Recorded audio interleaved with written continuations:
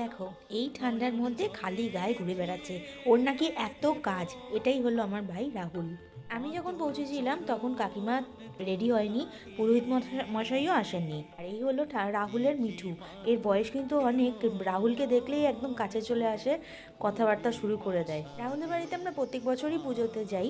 এবছর কিন্তু আমি আর বাবাই গেছিলাম, যেহেতু অনেক রাতে পুজো ছিল। আর ওদের কিন্তু পুজো শুরু হওয়ার আগেই আমরা চলে এসেছিলাম। আমরা বেশ কিছুক্ষণ ছিলাম, 2-3 ঘন্টা মতো ছিলাম, থেকে তারপরে চলে এসেছি। এই ভিডিওটা আমাকে রাহুল শেয়ার করেছে।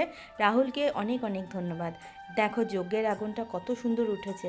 ভিডিওটা দেখতে দেখতে একটা কিন্তু লাইক করে দিও, আর আমার চ্যানেলটাকে সাবস্ক্রাইব করে দিও। আর যারা ফেসবুক থেকে দেখছো তারা কিন্তু ফলো করে দিও। ঠাকুরের আয়োজন করা হয়ে গেছে, আর যা বাকি ছিল তখন একটু চলছিল আয়োজন করা। আর আজকের মতো এটুকুই, দেখা হচ্ছে নেক্সট ভিডিওতে। Okay, tata, bye, thanks for watching.